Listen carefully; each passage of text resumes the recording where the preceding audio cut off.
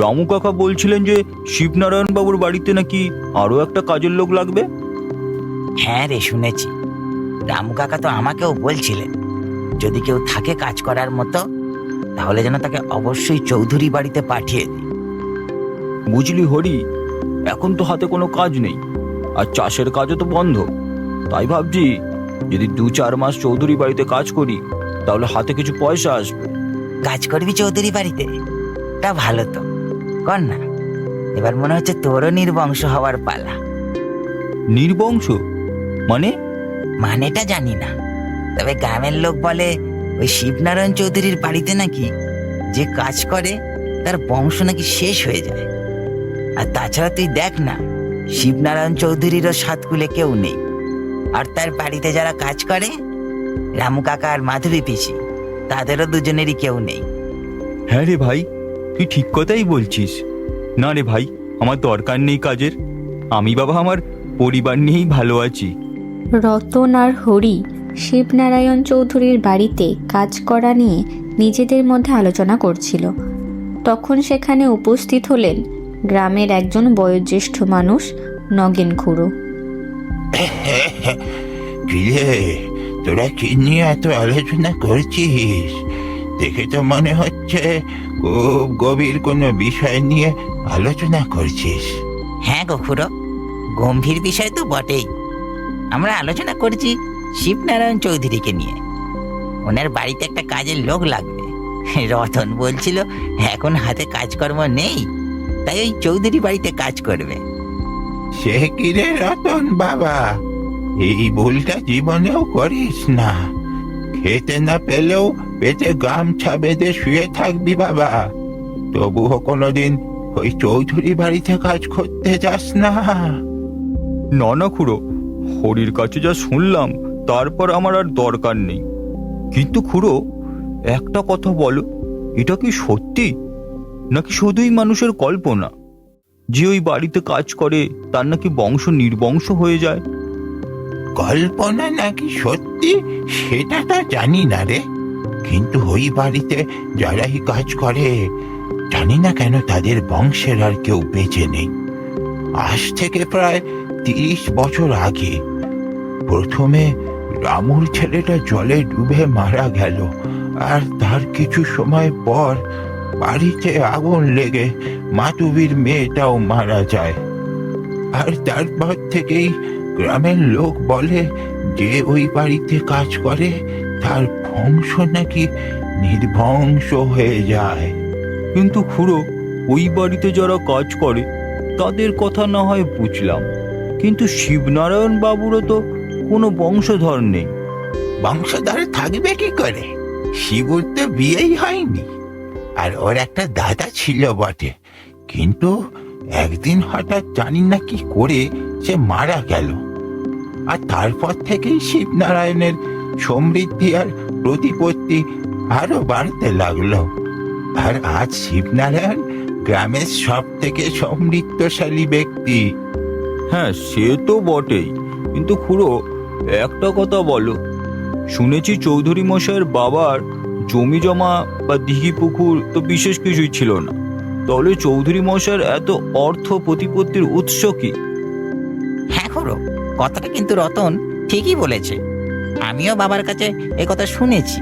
তুমিই বলো, আমাদের মতো সাধারণ গ্রামের অর্থের একমাত্র উৎস হলো চাষের ফসল, নয়তো মাছের শিকার।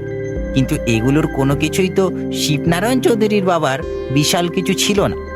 তাহলে এত টাকা ওনার কাছে আসে কোথা থেকে? এই প্রশ্নটা যে শুধু তোদের মনে জেগেছে সেটা নয়, এই প্রশ্নটা গ্রামের প্রায় প্রত্যেকটা মানুষেরই। গ্রামের মানুষের ধারণা শিবনারায়ণের এই অর্থ নাকি তার পাপের পথে রোজগার করা অর্থ। তাই তো যে এই অর্থ ভোগ করে তারই নাকি বংশ নির্বংশ হয়ে যায়। আর এই কারণেই গ্রামের কেউ তার বাড়িতে কাজ করতে চায় না। তারা যখন নিজেদের মধ্যে শিবনারায়ণ চৌধুরীর অর্থ আর প্রতিপত্তির উৎস কি এই নিয়ে আলোচনা করছিল, তখন হঠাৎ কেউ তাদের উদ্দেশ্যে বলে উঠল, বলছিলাম মহাশয়রা, এখানে শিবনারায়ণ চৌধুরীর বাড়িটা কোথায়? যদি একটু বলেন তাহলে খুব উপকার হয়। শিবনারায়ণ চৌধুরীর বাড়ির ঠিকানা খুঁজছো? তা বাবা তুমি কে, আর কোথা থেকে আসছো? আগে আমার নাম প্রতাপ, আমি পাশের গ্রাম থেকে আসছি। শুনেছি যে ওনার বাড়িতে নাকি একজনের কাজের লোক লাগবে, তাই আমি ওনার বাড়িতে যাচ্ছি।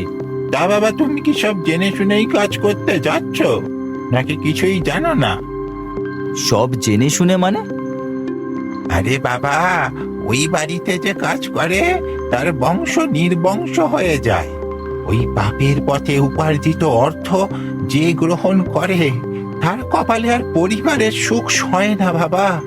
তাই বলছি, কাজ করতে যাবার আগে একবার ভালো করে ভেবে নিও। পরিবার? জন্ম থেকেই যে বাবার মুখ দেখিনি, জন্মের পর যে তার মাকেও হারিয়েছে, গ্রামের লোকের দয়ায় যে বড় হয়েছে, তার আবার পরিবার কোথায় বাবু, যে হারানোর ভয় থাকবে? আর তাছাড়া এসব কুসংস্কারও তো হতে পারে বাবু। তা বাবা, আমাদের তোমাকে জানানো কর্তব্য ছিল, তাই জানালাম। এবার তোমার যেটা ঠিক মনে হয়। বাবু, গ্রামের মানুষের দয়ায় কোনোদিন খাবার পাই, আবার কোনোদিন খালি পেটেই থাকতে হয়। তাই আমার এই কাজটা খুব দরকার। আর আমি বাঁচলে তবেই তো ভবিষ্যতে আমার পরিবার হবে কি হবে না সেটা নির্ভর করছে। তাই যদি বলেন শিবনারায়ণ বাবুর বাড়িটা কোন দিকে, তাহলে খুব উপকার হয়। তোমার কষ্টের কথা শুনে মনটা খারাপ হয়ে গেল বাবা। শিবনারায়ণের বাড়িটা এই রাস্তা দিয়ে কিছুটা এগিয়ে গেলেই সামনে যে বড় দালান বাড়িটা পড়বে, সেটাই তার বাড়ি। দেখো তোমার ভাগ্যে কি লেখা আছে। ধন্যবাদ আপনাদের। আমি তাহলে এখন আসি, পরে আপনাদের সঙ্গে নিশ্চয়ই দেখা হবে। এই বলে প্রতাপ শিবনারায়ণ চৌধুরীর বাড়ির উদ্দেশ্যে রওনা দিল।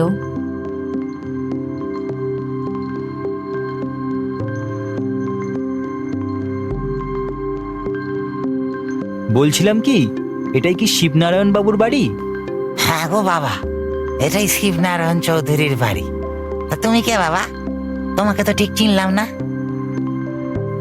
আমি প্রতাপ, আমি পাশের গ্রামেই থাকতাম। এখানে একটা কাজের লোক লাগবে শুনেছি, তাই কাজের খোঁজেই এখানে এসেছি। আচ্ছা, তা বেশ। তবে চলো বাবুর কাছেই চলো, উনি তোমার সাথে কথা বলবেন। বাবু, এই ছেলেটা পাশের গ্রাম থেকে এসেছে, এখানে কাজ করতে চায়। আচ্ছা, তোমার নাম কি ছোকরা? আগে বাবু, আমার নাম প্রতাপ। প্রতাপের সঙ্গে কথা বলতে বলতে শিবনারায়ণবাবু প্রতাপের কপালে থাকা চিহ্নটার উপর এক দৃষ্টিতে তাকিয়ে রইলেন। তা তোমার কপালে ওই চিহ্নটা কিসের? এটা আমার জন্মগত চিহ্ন বাবু। চিহ্নটা যে তার জন্মগত, এটা শুনে যেন শিবনারায়ণবাবু একটু চমকে গেলেন। তা তোমার বাড়িতে কে কে আছেন? কারণ এখানে কাজ করতে হলে কিন্তু তোমাকে এখানেই থেকে কাজ করতে হবে, প্রতিদিন বাড়ি যাব বললে হবে না।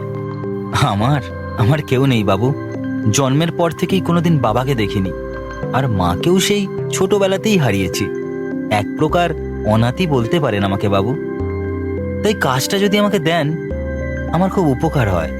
বাবা মা কেউ নেই? তা ছোকরা, তোমার বাবা মায়ের নাম কি? মায়ের নাম সরলা, আর বাবার কথা মাকে জিজ্ঞাসা করলে বলতো সেই আমার মা, সেই আমার বাবা। তাই বাবু, বাবার নাম আমি ঠিক জানি না। সরলা? আচ্ছা ঠিক আছে, তুমি আজ থেকে এখানেই থাকো।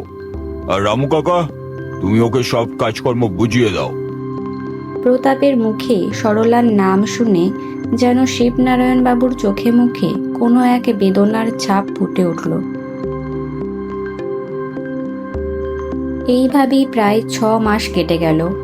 একদিন সকালে শিবনারায়ণবাবু প্রতাপকে বললেন, শোনো প্রতাপ, আমার এই বিশাল সম্পত্তি দেখাশোনা করার জন্য আমার কোনো বংশধর বা উত্তরাধিকারী নেই। তাই আমি চাই তোমাকে আমার উত্তরাধিকারী হিসেবে নিযুক্ত করতে। কিন্তু বাবু, আমি তো এমনিতেই সবকিছুর ভালোভাবেই দেখাশোনা করি, এর জন্য আবার আমাকে নতুন করে উত্তরাধিকারী নিযুক্ত করার কি দরকার? তুমি বোধহয় আমার কথাটা ঠিক বুঝতে পারোনি প্রতাপ। আমি তোমাকে আমার দত্তক পুত্র হিসেবে স্বীকৃতি দিতে চাই, কারণ আমি না থাকলে আমার এই বিশাল সম্পত্তির দাবিদার যে কোথা থেকে উড়ে আসবে সেটা তুমিও বুঝতে পারবে না। তাই আমি থাকাকালীন তোমাকে আমার উত্তরাধিকারী হিসেবে নিযুক্ত করতে চাই। কি বলো রামু কাকা? আপনি একদম ঠিক কথাই বলেছেন বাবু। আর বাবা প্রতাপ, আমারও মনে হয় তোমার এই প্রস্তাবে রাজি হয়ে যাওয়া উচিত। আচ্ছা, আপনারা যখন চাইছেন তখন তাই হোক। এরপর গ্রামের সকলের কাছে প্রতাপ এখন একমাত্র আলোচনার বিষয়। এমনই একদিন সকালে প্রতাপের সঙ্গে রাস্তায় হরি আর রতনের দেখা হয়। ভাই প্রতাপ, এখন তো তোমার ভাগ্য খুলে গেছে গো। তা ভাই, হঠাৎ বড় লোকের ছেলে হয়ে আমাদের মতো গরিবদের যেন ভুলে যাও না ভাই। আরে হরি, প্রতাপ বলছিস কি রে? প্রতাপ বাবু বল।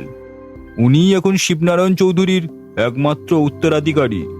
ওনার পাপের অর্জিত সম্পত্তির একমাত্র মালিক এখন প্রতাপ বাবু। প্রতাপ কোনো উত্তর না দিয়েই সেখান থেকে চলে যায়, কিন্তু তার মনেও এখন এই প্রশ্নটা মাঝে মধ্যেই উকি দেয়, শিবনারায়ণ চৌধুরীর এত সম্পত্তির উৎস কি?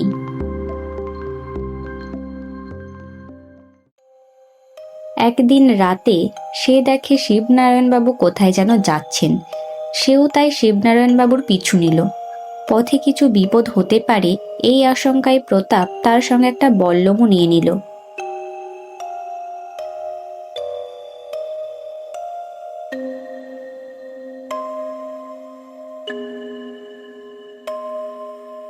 কিছু দূর যাওয়ার পর সে দেখল শিবনারায়ণবাবু যজ্ঞের আগুনের সামনে বসে যজ্ঞ করছেন,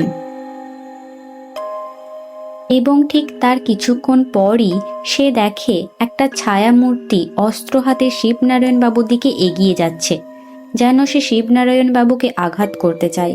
এই সব দেখে প্রতাপ তার হাতে থাকা বল্লমটা ছুড়ে দিল সেই ছায়ামূর্তির দিকে, কিন্তু সেটা গিয়ে লাগলো শিবনারায়ণবাবুর শরীরে। তারপর কোথা থেকে যেন একটা কণ্ঠস্বর ভেসে এলো। বলেছিলাম না ভাই, তুই একদিন তোর পাপের শাস্তি পাবি। দেখ, তোকে আজ তোর নিজের ছেলের হাতেই মরতে হলো। আমি এখন মুক্ত, মুক্ত আমি। এই সব শুনে প্রতাপ হতবাক হয়ে গেল। শিবনারায়ণ বাবু নিজের ছেলের হাতে মরেছেন, কিন্তু উনি যে আমার ভুলে প্রাণ হারালেন, আর ওই কথাগুলোই বা কে বলছিল? এইসব প্রশ্নের উত্তর আমাকে জানতেই হবে, আর এর উত্তর আমাকে বলতে পারে কেবল রামু কাকা। এই ভেবে সে রামু কাকার কাছে গেল তার প্রশ্নের উত্তর খুঁজতে। রামু কাকা, আমাকে সত্যি করে বলো, আমি কে? আর শিবনারায়ণ চৌধুরীর সঙ্গে আমার কি কোনো রক্তের সম্পর্ক আছে? মানে তুমি কি বলছো প্রতাপ?